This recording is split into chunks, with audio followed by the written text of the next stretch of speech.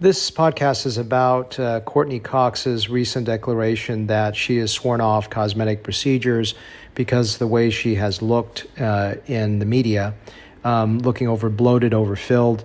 And I will say that obviously it's everyone's right to be able to stop doing cosmetic surgeries or never to do it to begin with, who want to age without having any intervention whatsoever. And I will say that the only thing about it, it does scare the general population in two ways. One is it scares them in the sense that people look crazy, and it scares them that they would look like that with fillers, and my patients simply do not look that way.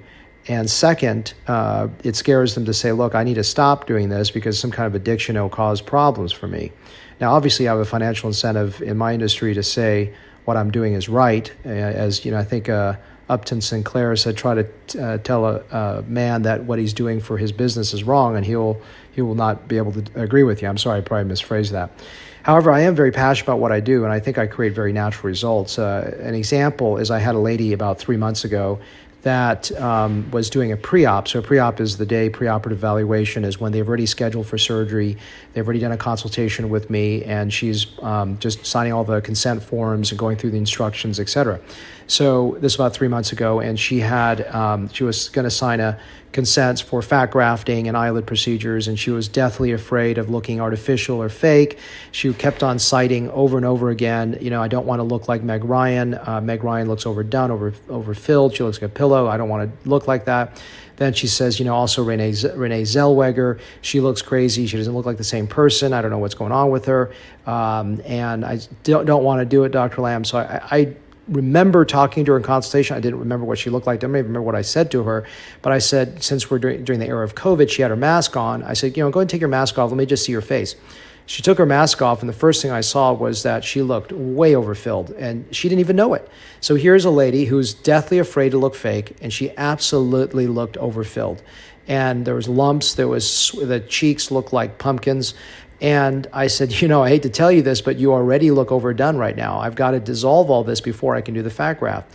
And then I've seen her now 3 months out from the fat graft, and I showed her, I said, now can you see that you looked overfilled? And she said, oh my God, yeah, I can see it now. Before she couldn't see it. So, a lot of times people have a very low standard of what looks natural until it's probably pointed out to them by someone else. But I can see it in everyone. I had another lady that was from Midland, Odessa area, came very far distance for me to do fillers on. And I begged her repeatedly, please let me fix your lips. They look crazy. They don't look natural because I'm an artist. I can't stand when things look off. So she finally relented, let me dissolve her lips, and she said she was really depressed for a month. I mean, really, I don't know if it was clinically depressed, but she was depressed that she let me do that. And then her eyes readjusted. And after a month, she started looking at her friends. She said, oh my God, they all look fake. And I couldn't even see that my friends look fake. I couldn't see I look fake. And that's really what I was triggered into seeing that. One is my standards much higher. Two is most people's standards are much lower than what they have. And so going back to Courtney Cox, to the original comment here, is that you don't have to look fake, okay? You don't have to look fake. You can look natural with fillers and or surgery if it's done well. It's the good surgeries, the good hair transplants that are invisible, the good facelifts that you cannot see, the good fillers are invisible. You don't know that they're done. When they're done poorly, they're standing and staring at you, out at you. Like Amanda Marie, who's my MA, said she used to work at a med spa, and everyone got fillers into their cheeks and lips. And the two areas I rarely do are cheeks and lips. Now I do lips, but I only do the lips, as you've heard my previous podcast, in a tasteful fashion, in a painless fashion, after I balance the rest of the face. Unless you're 20-some years old, that you don't need the rest of the face done. I don't just start with the lips. I think it's an absolute travesty to start with the lips because you have an aged face and you've got these 20-year-old lips and they look absurd. So, everything has got to match. I'm an artist. I'm a painter. I'm a sculptor. I do everything beyond just doing cosmetic work. And it's important to have a good eye and a good sense of taste.